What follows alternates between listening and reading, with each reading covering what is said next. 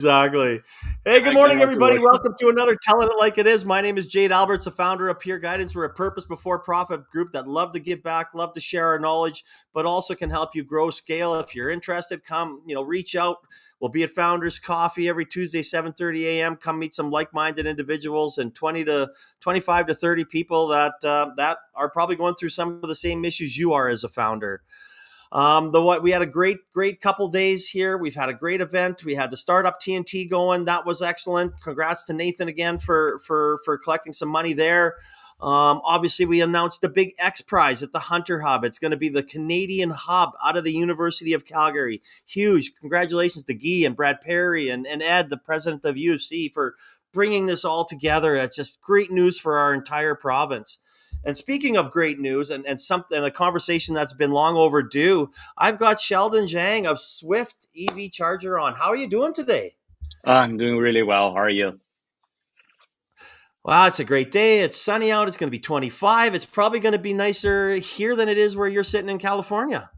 Yes, it's only 22 today, and so probably not the typical day here, but still it's great weather most of the time, and part of the reason I like it here. But It's still a good day. Every day is a good day in yeah. my mind.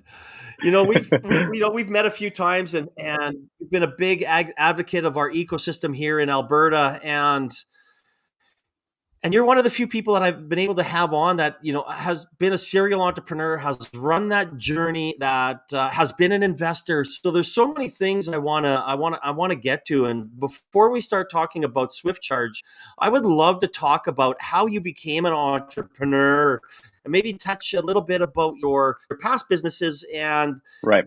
and how that turned into, we'll touch base on investing a little bit. Okay. Yeah. So I was electrical engineer by trade, coming out of the University of Alberta and working in the oil sands as an engineer for close to 4 years. And during that time, I didn't really understand what a startup is. Like the first time I touched on startup and start understanding like what a startup is, what raising money really means, was the Facebook movie. And when in 2015, I think Uber was making the news, and a colleague of mine, Terry, who remains a great friend of mine, and we were talking about it, and then he said, let's quit our job to do something like that. I'm like, no, that sounds crazy. But we both felt that our engineering career, and we're really bored at the engineering company, and like, let's start a Uber for snow removal. And that's how things started. And, we didn't play safe. And then we both quit our job within the next 2 weeks. And there we go. We started full time. And man, it was a terrible idea. Like not the idea of starting a business. Like I realized that's where I've always wanted to be. And I wrote to APEGA, which is a, government body for engineering. I wrote to them and gave up my engineering designation within 3 months. And I know that this is a path I'm going on for the rest of my life. But Uber for snow removal was a terrible, terrible idea. And then things kind of just go from there. And then we pivoted a couple of times, raised a couple of $1 million, and eventually realized that it wasn't a venture scale business. And then we ended up kind of converting it to somewhat like a traditional landscaping company and grew it nationally.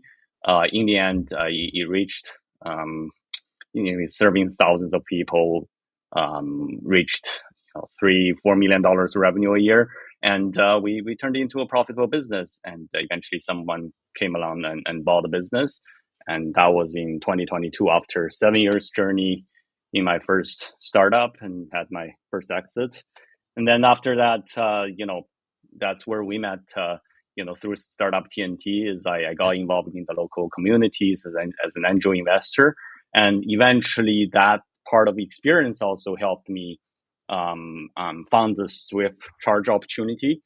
I initially became an angel investor in the startup when my co-founder Zhang is pitching at startup TNT. I invested in the company and stayed in touch with him over the course of next year as I kind of explore what my next thing I want to next business I want to build on. And then I realized, this business that I invested in is really going somewhere. I really like the founder. And then I reached out. It's like, can I join you as a co-founder? And kind of convinced him after a couple of conversations, and eventually joined as a co-founder and CEO. And then that's takes us to where I am today. So, I mean, I guess you've obviously had those successes. You've had a few, like,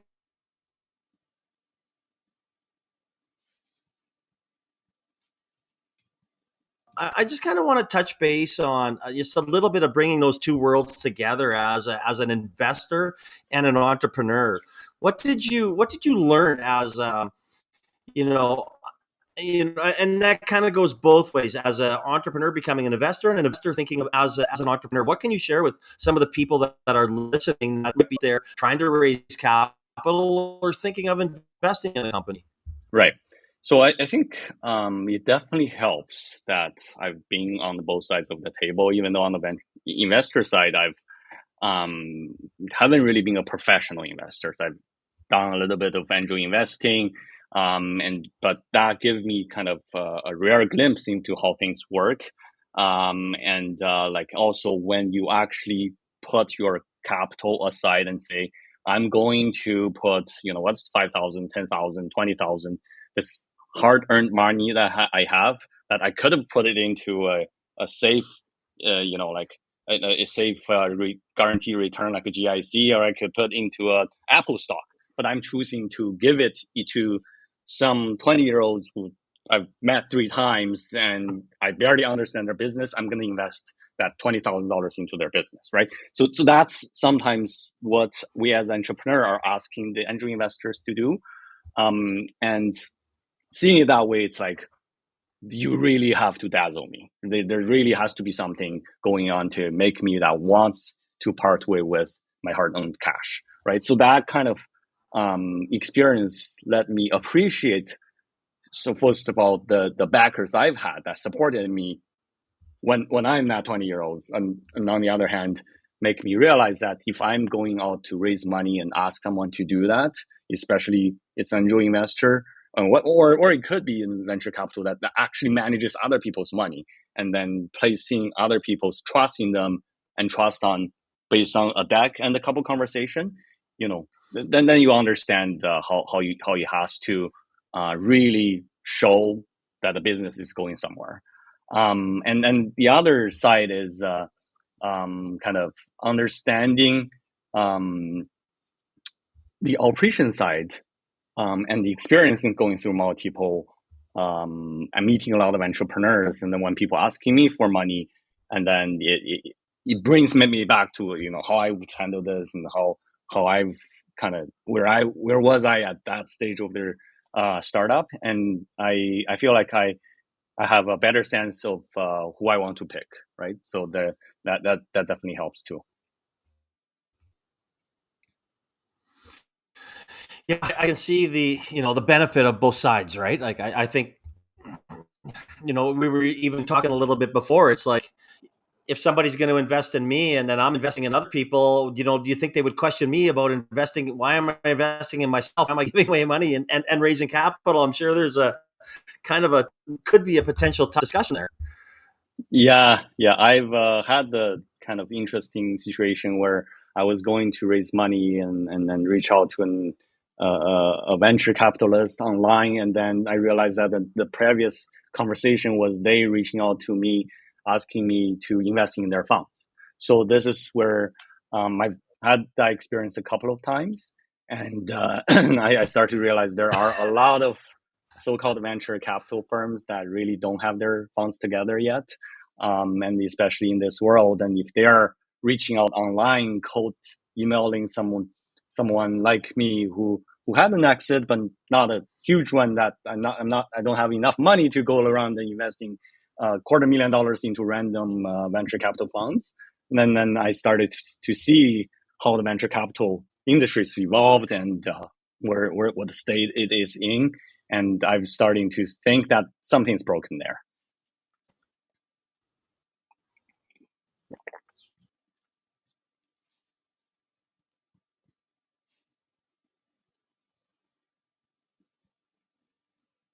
different conversation on.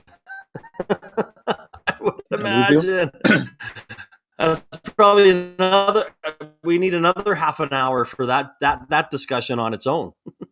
Today here, Sheldon is talking a little bit about SwiftCharge and and the passion and what you're looking at doing at this company and your goals. So why don't we kick it off with what is SwiftCharge and what problem are you trying to solve? Yeah, so SwiftCharge is a electric vehicle charging network. So we're building a network that we use our software to manage the hardware, and then we help businesses install, design, engineering, and operate electric vehicle chargers on their property. So so obviously, electric vehicles are just getting started. In some part of the world, but in other parts of the world, even in California, where I am right now, it's becoming a mature market. What we're trying to do is take that innovative approach and use a turnkey solution to really help business navigate that changes and help them finance, deploy, as well as operate chargers that benefits their business, whether it's a hotel, whether it's a university, it could even be a municipality, or multifamily buildings. And we've started in 2022 and did a couple of years research, to really get ready. And when we kind of launched early 2024, and we immediately found a huge demand. And we've now have about 80 locations across Canada and have contracts to take that to about 150 by the end of the year.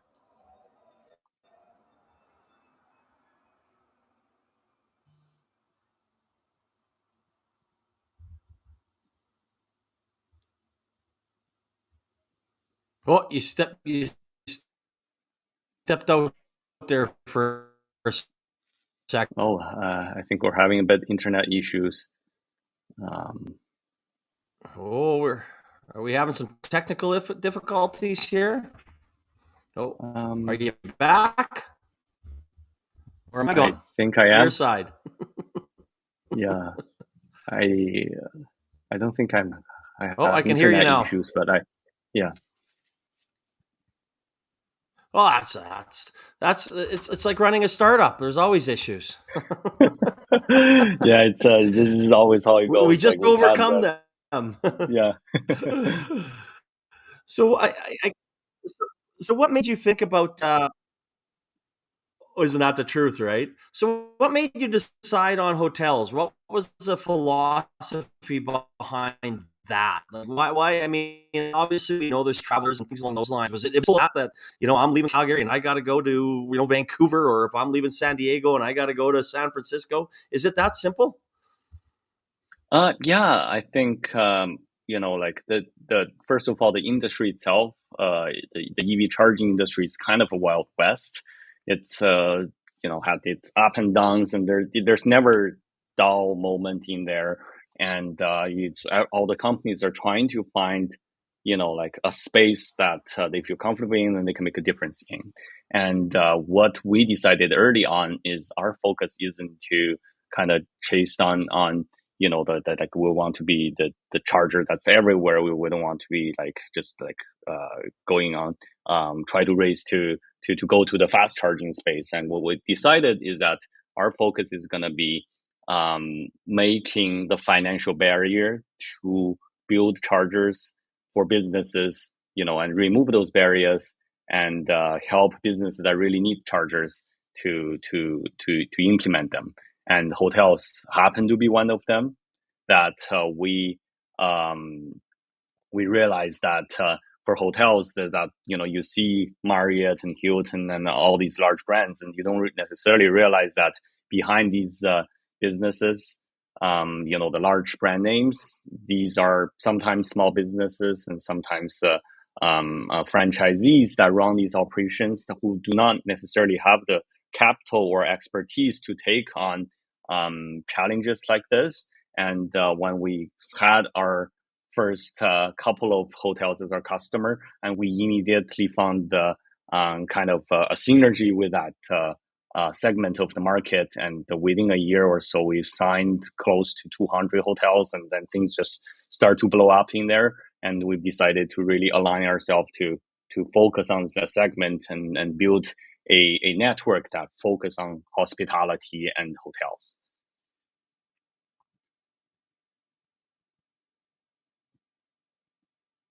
I think you're muted.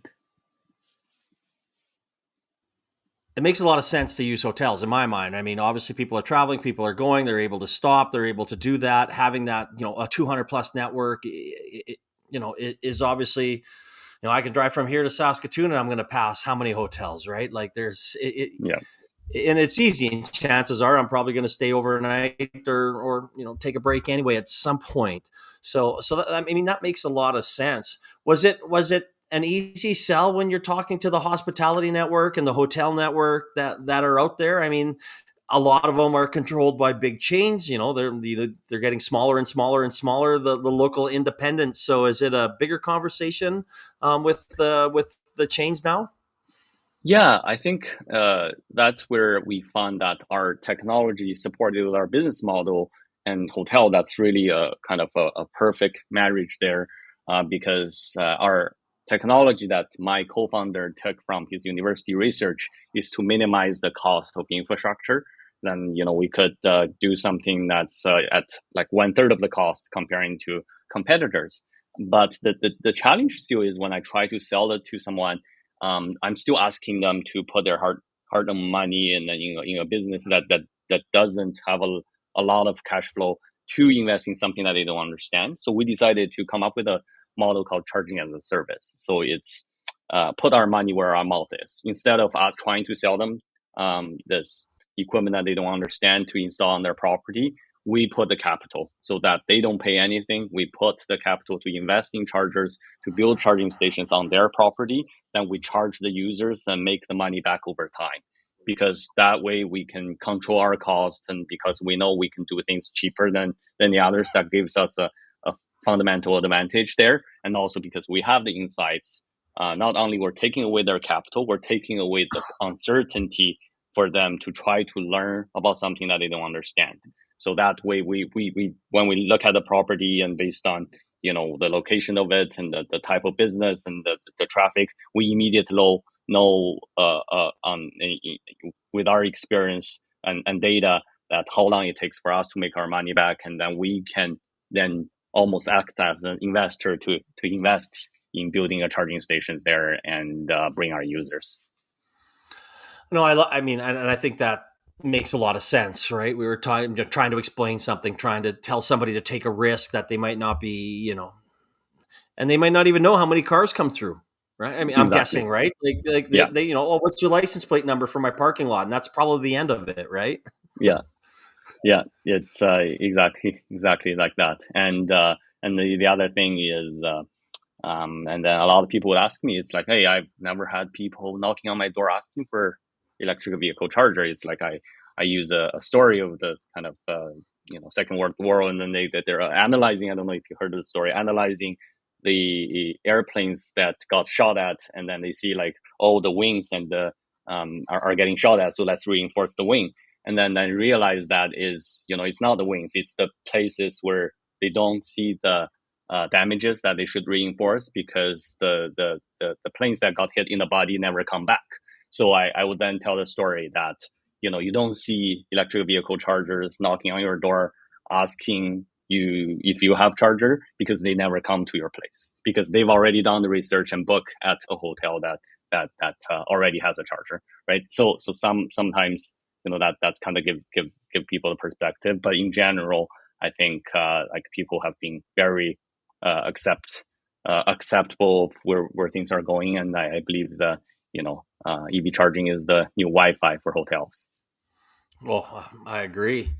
So I kind of want to just go on that sales pitch that you have and how you're selling it and why it's successful. I mean, so many people go out there and say, "Oh no, I got to sell it," and then kind of like Ronco, set it and forget it, right? Oh yeah, if it breaks, we'll be there for you, yada.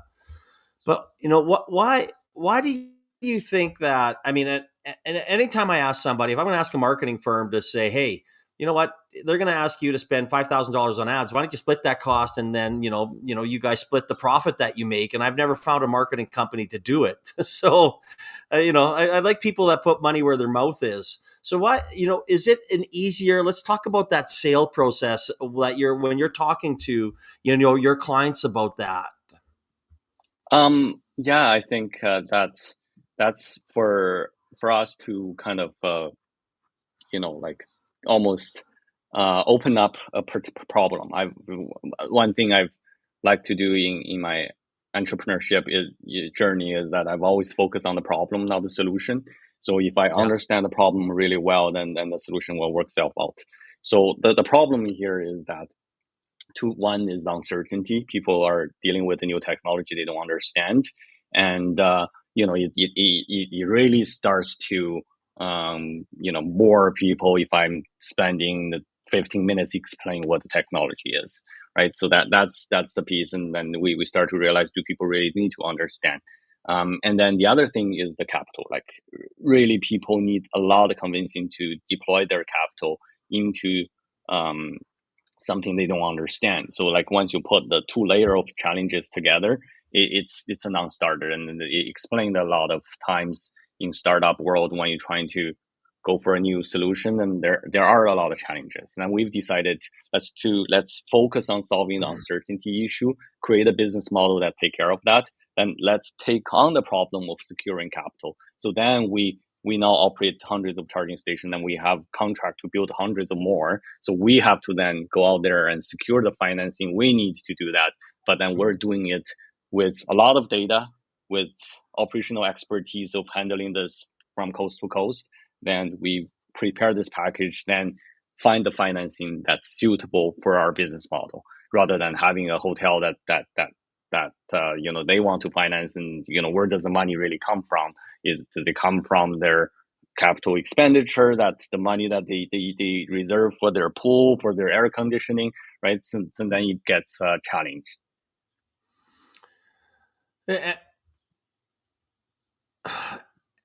And I think I'm guessing, I've been a salesman for a long time, and I'm trying to, phrase this right. I mean, when you're walking in there with a solution and a option of doing this for somebody, and saying they don't now have to go find a lease or get to the bank, or you're really making that decision easier for them. Yes, a lot of the time it is a very easy decision, and that's why we've really taken that model and beat a lot of large competitors like Tesla or ChargePoint, and some of the leading players in the world were like public companies, and then here we are, a small startup and with a few people, and constantly are taking large contracts away from them. And I think that comes down to our understanding of who our customers are, and that's one of the big things that I want to touch on for kind of the audience who are looking at becoming an entrepreneur, or who's in their early days of starting a business, is you can never underestimate how important it is to really know who your customers are, rather than focus on the cool gadgets that you're trying to build. But and you don't know what your customers want till the product's out there. You might Yes, think you might know, right? Like, if you're going to walk in and say, yeah, I can sell you this, and you're going to make X amount of dollars, and it's going to do this for, you're going to have to give me that kind of money, and you'll have an ROI in this many years, or I can put this in here right now, and I'll make the money, and then you can hopefully get some revenue from people staying here because of it.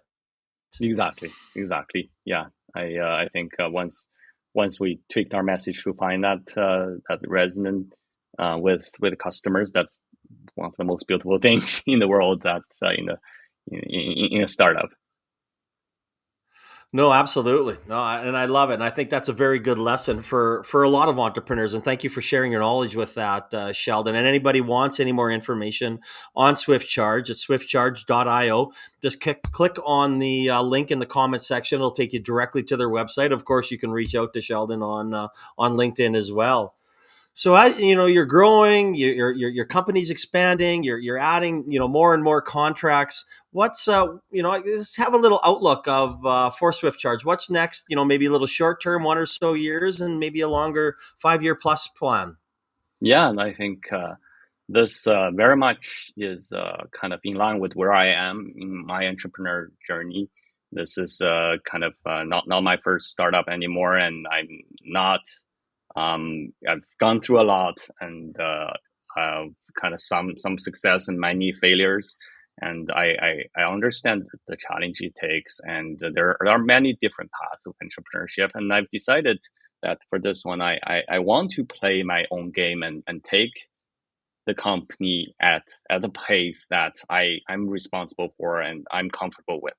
So it's not about trying to go out there and just follow like what's it like and trying to raise around new funding every year and trying to go big or go home. I I don't want to do things that other people are believe is right. So I want to focus on I'm self funding a large part of the business, and I'm taking on debt. I'm trying to dilute as little as possible. I'm trying to have a responsible growth. But at the same time, there's large amount of headwind and tailwind in the industry at the same time, and there's a lot of opportunities. We want to capture on the opportunities to grow as fast as we can. So we want to become the market leader in Canada to become our network that are aligned with the hotels, but also we're starting to look at other segments and then to understand where things go beyond that. And at the same time, we want to find financing that supports our kind of growth and really can support our growth to become maybe sort of a $10 million business in 2 years and maybe $100 million business in 3 to 5 years. I love that. And for you to say that, I talk about that a lot. You're building a great business, right? And it might take longer to get to your end game, but you're doing it the proper way. You're not, trying to go to places and making a whole bunch of mistakes and wasting a lot of money along that way. And I think that's a message we try to send to entrepreneurs here: is slow and steady is not a bad thing. Yeah, and I think the one thing that I feel very strongly about is I've kind of been at in different part of the world and different ecosystems is that I've been on one end of the table where people talk about Silicon Valley stories when like we're talking about people writing a check at a coffee table on the napkin. Like I've got venture capitalists writing $250,000 check and asking me to take it on the table, which I've said no, right? Because I don't believe that's the path I want to go on, right? I've actually experienced that, and then I've also been in Alberta where trying to get someone to put $5,000 in your business is terribly hard, right? I'm not talking about that there are you should raise money here versus other part of the world. What I'm focusing on right now is that Silicon Valley is such a small place in terms of places that you can build business for and build business in.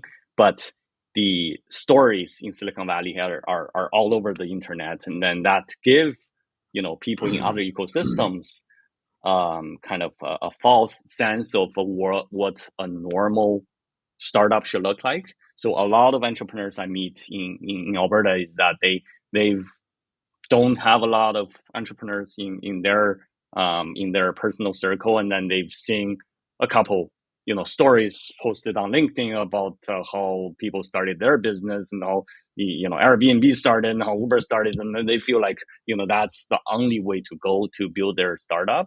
And I just want to kind of first of all caution these entrepreneurs, but also kind of give them some piece of advice that there's so many ways to build business, and it's such a tough journey. You need to find who your customers are, and you need to find who your investors are. That investors could be a venture capital, but you could also be a bank. It could be your own savings, and you could also be the best investor there is, and that's your customer. Well, the only capital you control is the sales you bring in. Absolutely. Right? And I preach that. I say it. I love it. And thank you for sharing that, because you've been on both sides, the knowledge on both sides, to put a check into something, to say no to a check as an entrepreneur. There's another entrepreneur here in our ecosystem just turned down $1 million check. I mean, you have to feel do what you believe is right for your business, and that will vary from entrepreneur to entrepreneur. Absolutely. Absolutely. I think, that's understanding who your customer, understand who you are. No, absolutely. Couldn't agree more. Oh man, I'm always sad when these conversations come to an end because I'm always, this is the greatest part of my week is meeting incredible people like yourself, listening to the stories and journeys of people, and it just puts a big smile on my face every Wednesday from 9:30 to 10. But I do have one more question to ask you, and again, I've asked this 375-ish times. So, Sheldon, if you have one piece of advice for an entrepreneur or a startup, what would that be? I think enjoy the journey. I think it's easy for me to say that after all those years of hard work for my first startup, I had an exit, and the second one so far it's going really really well. And I think the easy thing to see is that financial success is what entrepreneurs going after. But for me, really, is that if you don't enjoy the journey itself, and then the financial gain in the end is not worth it. It usually isn't. If there's so many easier way to make money, if that's the goal. But I'm enjoying things every day. I've created a financial runway for me for the company, but I've given myself an emotional runway that take me through the ups and downs and all the challenges, because I'm enjoying it so much every single day. No, I love that advice. Enjoy the journey. I think people forget about that, right? It's a stress. There's pressure. They put pressure on themselves, undue pressure. There's always somebody there that can talk to you about this journey and help you through this journey. So, it's definitely something that you don't have you don't have to take alone. And Absolutely. put a smile on your face. It's got to be fun. It's got to be something. You started it for a reason. There was a passion there. And if you ever lose that passion, and if you focus on, if I'm not a unicorn, it's not successful, then I agree with you. It's probably not going to be fun. Exactly. Wow, Sheldon, thank you so much for coming on, sharing your knowledge, sharing your time with us. Again, anybody wants any more information on SwiftCharge, just click on the link in the website, take it there, reach out to Sheldon on LinkedIn. And yeah, what a great, I mean, if you're out there and you're traveling and you have a choice, you see a SwiftCharge, support local. Here we are. They'll be out throughout the United States and more and more and more and more in Canada as you travel. So, I continue the, great success on your journey, Sheldon. And thank you again for coming along. And I hope everybody, has a great day, and it's going to be plus 25. Get out there, maybe take a little me time for yourself before consensus next week and adventures a week after. And as he said, enjoy the journey. Thank you so much. Thank you for having me here, Jade. All right, Sheldon, thank you again for coming on, and I look forward to our next conversation. Bye-bye.